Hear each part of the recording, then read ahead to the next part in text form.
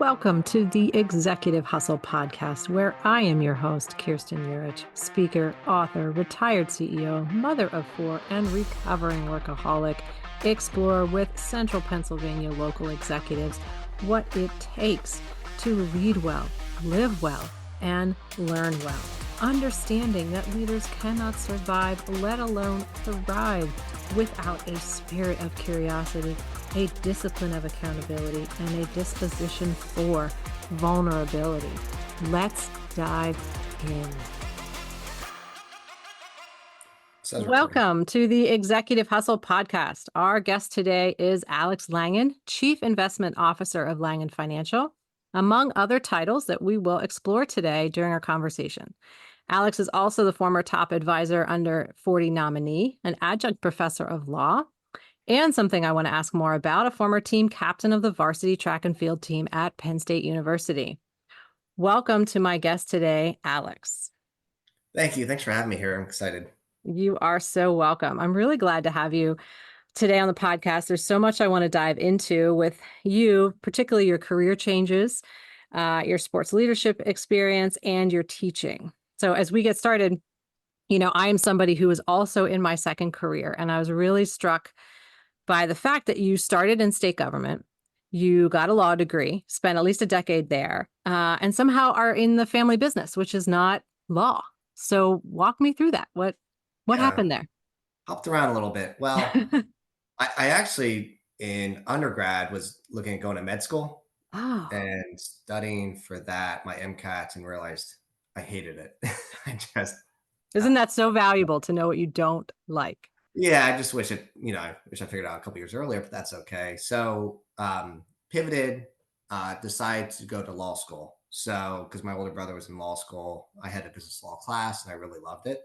So switched, went to law school, was fortunate enough, I did well in law school, finished towards the top of the class, and was able to clerk at the Pennsylvania Supreme Court.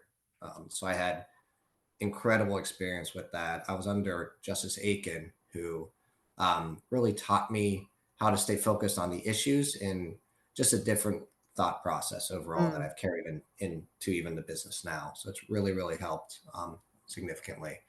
So from there, I went to the Office of the Budget for a year.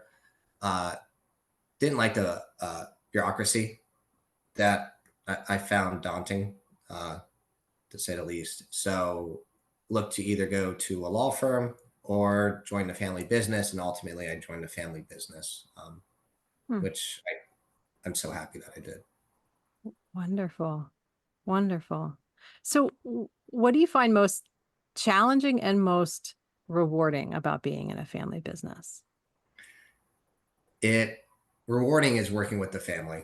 Okay. It's kind of both, one and the same. I mean, you're running a business, but you have this different dynamic that you're literally at, Thanksgiving dinner and maybe something business oriented pops up because it's my parents are in it, my mom and dad, and my younger brother, Devin. So 4 out of 5 of us are in the family business. Mm-hmm. We all live within a couple miles of each other. So we are a very close family. And we carry our values into the business. We're very family oriented. And I think the vast majority of our clients like that because we're dealing with their personal finances, and people can appreciate that we really do care. Yeah. So that's rewarding, being with a family. Tell me challenging. It can be challenging. It can be challenging. So, we've initially early on, I came on board, and my brother Devin came on, I think about a year later. And so it took us a year or two to find, what our roles were, who's responsible for what, who performs what duties. But now that we have that figured out, I happily stay in my lane, let my brother take care of a lot of different stuff with operations and marketing. So it's worked out really, really well, but it's just, it's conflict coming through the other side to figure out who's responsible. Okay. I'm curious how the roles you'd have as brothers and children and parents, how those show up in the business roles. So you said the most challenging thing was, we had to figure out what our roles would be. Do you still see sort of those childhood roles or those dynamics between parents and children coming out? I see. If people were watching us, they'd see you laughing. Yeah. Well, yeah, Do they still show up? I haven't given my brother a noogie in, a couple of decades. Great, So great, great. we haven't done that yet. Although he is, 5.5 years younger. So maybe one day I'll revert to that if things get heated. Just kidding. They, I'd say not really. We approach it, in a very, we're passionate about our business, but we're all coming from the same caring place. And we all really care not only about the business, but about our clients, as well as the people that work with us. So at the end of the day, we're all in it for the same reason. Maybe we have some slight argument, but we just as easily go get a beer right afterwards and let it go. So maybe we have some disagreements, but few and far between. We really do get along really well. That must be part of the success, because I've seen in other family businesses, those dynamics still playing out in the business roles, and it being really a limiting factor. So there must be something special here that you guys are getting right. We've seen that too. It's rather fascinating when they do come out. So much so that we even get like a psychologist to come help out people Okay. work through things. Okay. But we don't have issues like that. We don't have any Mhm. childhood trauma that we've been dealing with for decades. We care about each other. We care about the Mhm. business, and that's it. It's as simple as that. So you're So really putting a phrase a mentor once gave me was, you put principles above personalities. And that's what I yeah, hear. yeah. I guess that's a very good way to phrase it. Yeah, it's the way we've always done it. I mean, growing Mhm. up, we were a very active, sports-oriented family, and so we always focus on the goal, whatever it is. So we start there, but it's really our core values, the family-oriented values that make sure that we continue to focus on the goal while we still care for each other. If somebody's feeling a little burnt out, we encourage them to do a vacation. We always encourage to hang out with the kids. I have 3 children. Mhm. My brother has one small little daughter, a toddler. So Mhm. we are very, very focused on family first, Yeah. and then business. But we all care very much about each Yeah. other. Yeah. Wonderful. Well, as you've, come into this now and grown as a leader across different roles, it sounds like in your family organization, what's been sort of the skill you've been really focused on learning over the last couple years? That's a great question. I picture myself as an emerging leader. I'm not young by any means, but initially, as an athlete, I focused on just doing what's right and leading Mhm. by example. Mhm. And I found that only gets you so far in the business world. You can't just go out, I'm going to work really hard. I'm going to get stuff done. I'm going to be the best at my craft or my sport, whatever it is, and I'm going to develop the skills needed. It's transitioning more to almost like a coach role. Yeah. So Okay. trying to teach people how to do it, bring people along, develop them as individuals, as professionals. Mhm. So that is the skill I'm most focused on developing right now. Wonderful. And so you mentioned the sports piece, and I just read an HBR article by Tom Brady, which as a Steelers fan was super hard. I can Uh, see that. but I did get through. I did get through it. And he really spoke to what his leadership lessons were, as the quarterback, and all of the success that he certainly had. And so I'm curious, from your experience track and field and being the team captain, like what's pulling through for you as you talk about being a coach, as a leader? How does that experience pull forward for you? So as well, I guess as a player, the track athletes aren't considered players, but as a Yeah. player on the field or on the track, it was getting people focused to get the workout done. Mm-hmm.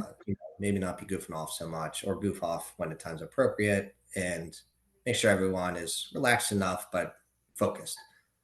So now transitioning to the coach, it's almost like I have to develop the workouts Mm. I have to make sure everyone's on board with the goals that we're trying to achieve, and then plotting the path to get there, uh, and having the people trust in the process.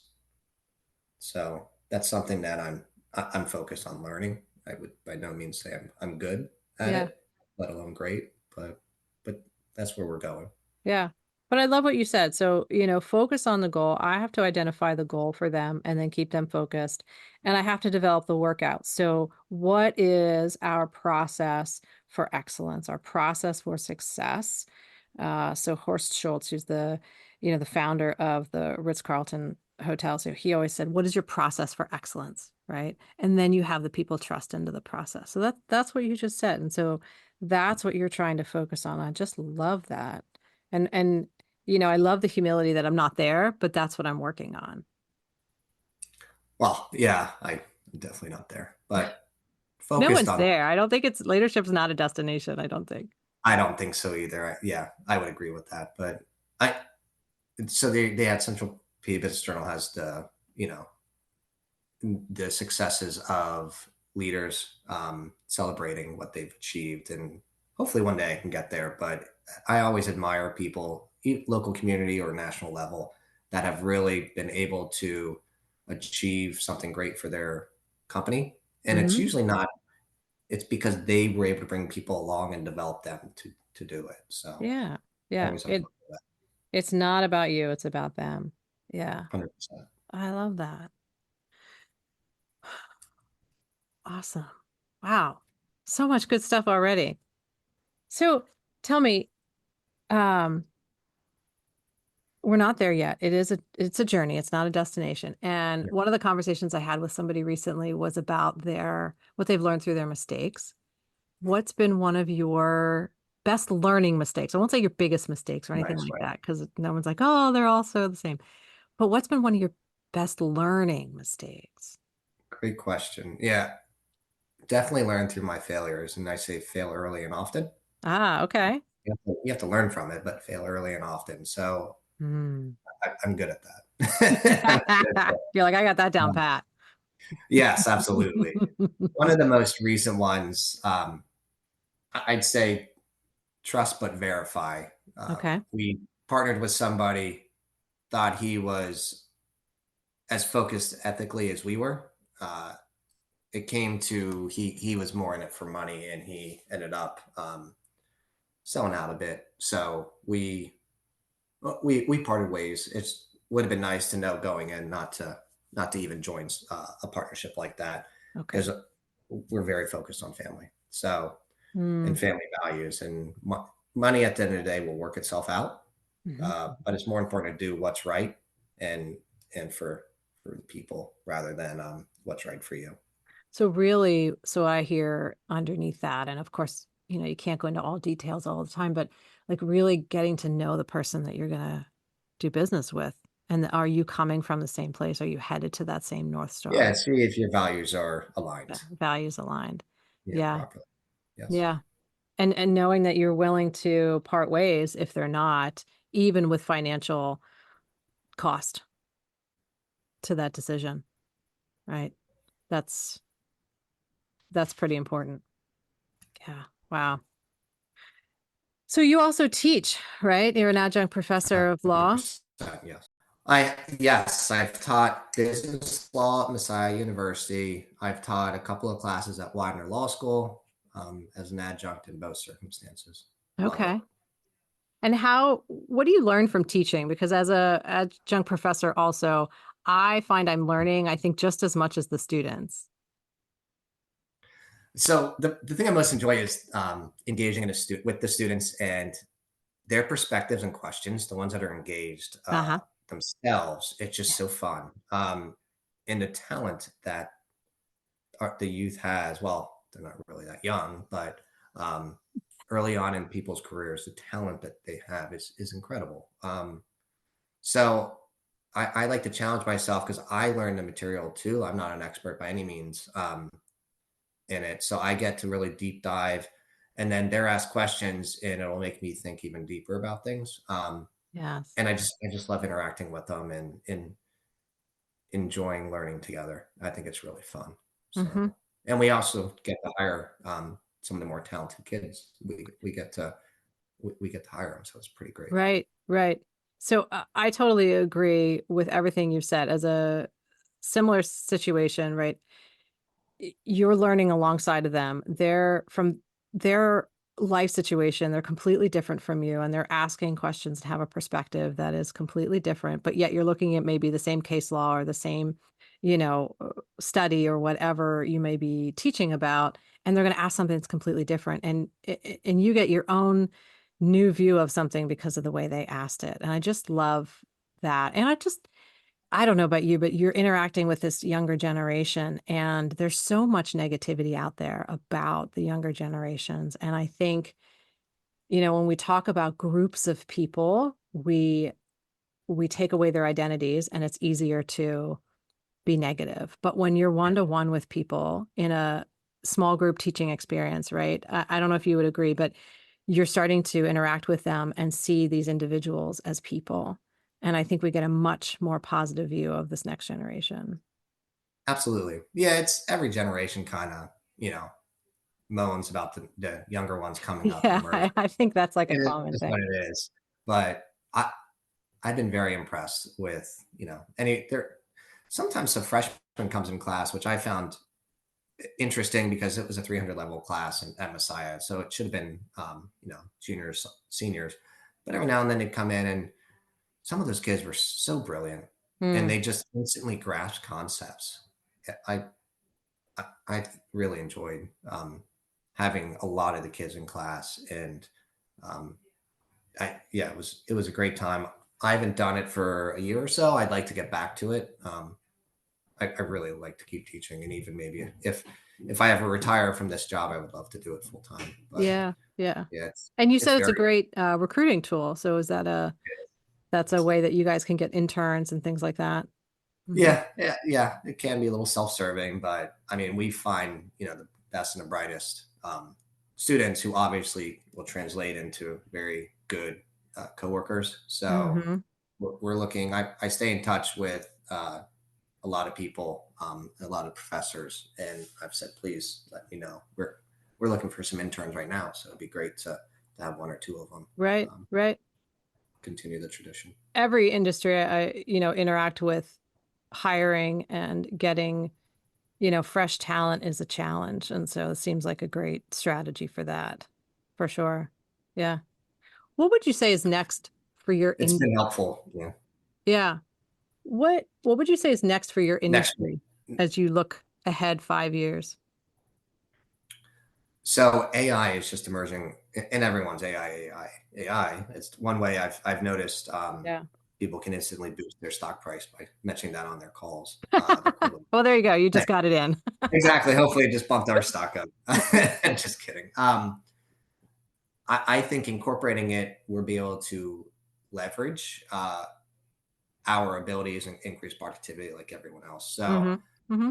the interesting part for us is how to do it with compliance. We can't turn over. A lot of people are unaware when they open up, whether it's ChatGPT or whatever AI, they're actually telling you that they own your data that you share with them, so that they can take it and use it for whatever else. So our compliance is forcing us to be very careful because we cannot turn over our sensitive client data. So Right. we're trying to figure out how to do it. You know, keeping the confidentiality that is so important for everyone. So that's the next step, and once we figure that out, it should really help us. Hmm. So and then we're also developing more value-added services, personal touches for our clients. I mean, it's a relationship business. Yeah. Anybody can look at a stock, buy, sell, um, but it's really trying to help out, customize somebody's financial plan, and make sure that we're doing the best, most efficient, effective for them personally. Yeah. I hear that so often and in so many places that, technology is certainly, the name of the game, and AI is everywhere you look, and, speed is the next currency, and all of these things. But yet, people crave connections. People crave authenticity and relationships. And, the businesses that can figure out how to make those connections are the ones that are going to, you know, win and have the clients and keep the clients and really, just be the most successful ones, whether or not they are winning the AI race or not. 100%. Yes. Yeah, Yeah, outstanding. absolutely. So that's great that really, and I think coupled with your family focus, that really seems to be a big differentiator for you and for the company. Yeah. So Yeah, yeah, it's tying in both. Yeah. yeah, excellent, excellent. Well, you said you're not young, but so tell me, with all of this experience, what is something you wish you knew about life or leadership, uh, that you wish you knew when you were younger that you know now? It's almost a timeline paradox of if you knew something back then, you Mm-hmm. wouldn't have learned it in the future. But besides going into the multiverse through the Avengers, I'll skip that part. What what I wish I would have learned is more of the ability of how to coach and not just. I was very strong headed. Hmm. That's a nice way to put it. So I would dig down and I would just do everything myself. Um, so if it came down to it, I'd say, okay, I'll do it. And it led to a lot of, it helped me learn a lot because I would go off and learn something and, apply it.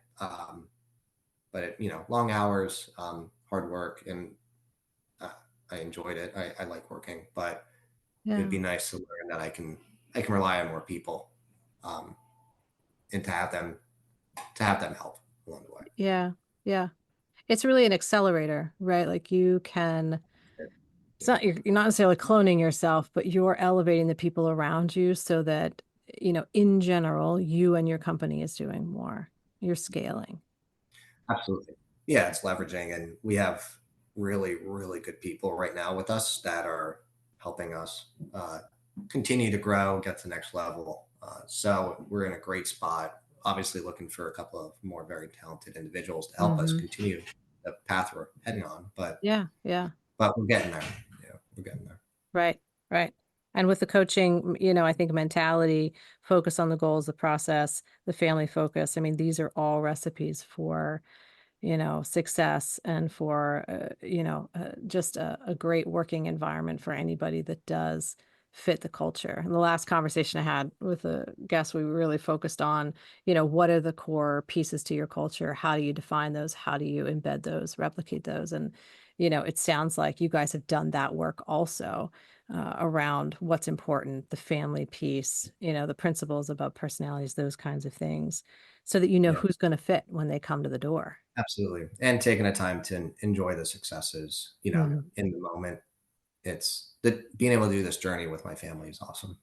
Maybe one day my kids will get into it. Just had the conversation with them. My Oh, my middle son, I have two boys, 11 and 9, and a 5-year-old okay. girl.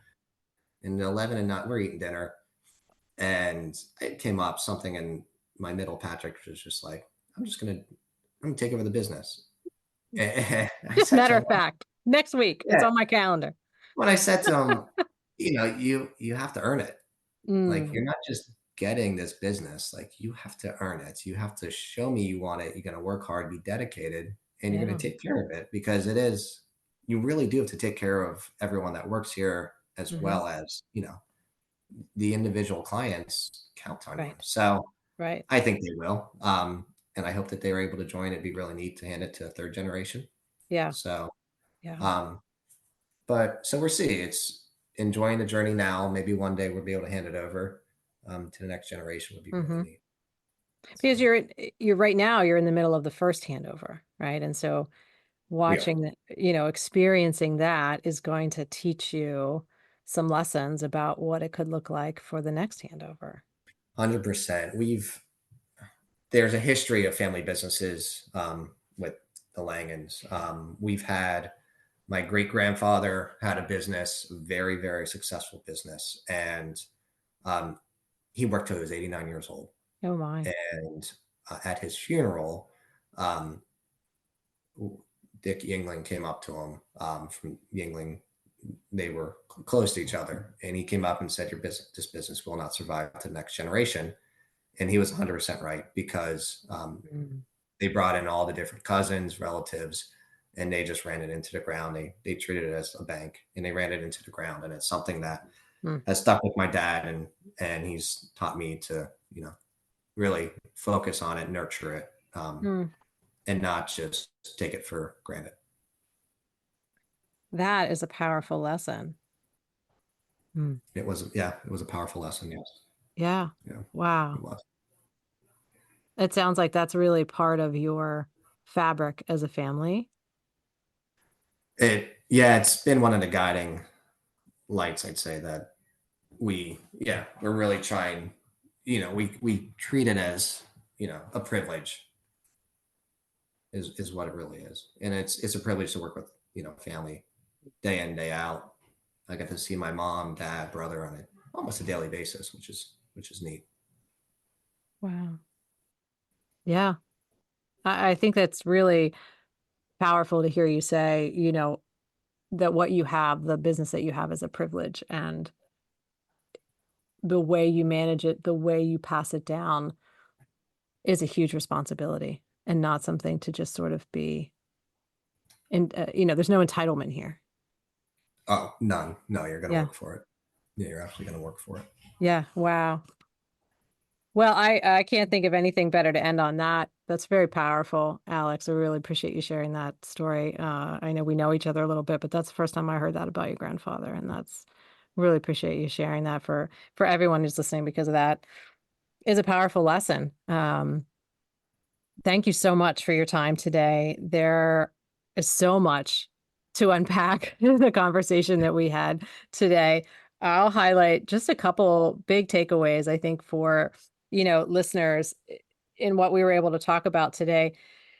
Family businesses run the gamut in how they're run and how well they succeed. And yours right now is a really awesome example of how to avoid the drama and how to put principles above personalities. And that, to me, is lesson number one here, is really,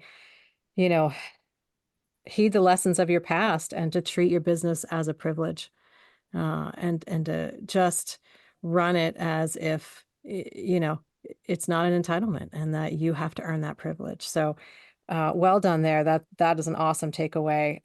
Two, you continue to learn how to be a coach leader, not a leader standing in your authority, saying do this or do that, but really focusing your team on their goals, and creating that workout, you called it. So what is our process, right? And then trusting that process. So I love that takeaway. And third, we just touched on a little bit, but, as you explore technology, or say what's around the corner for a company, we're always doing that as a leader and as an owner, but never do that at the expense of the relationships. Relationships are always going to be first and foremost in your company, both between you and your teams and your clients, and those that you interact with. So keeping those relationships on the top. So those things, I think, are just awesome takeaways, and are really going to help our listeners and our leaders to both lead well, live well, and certainly learn well, because we talked a little bit about that. So I want to thank you for that. And also just offer, if people want to follow up with you or learn more about your business, how can they do that? You can find us at Langan Financial Group.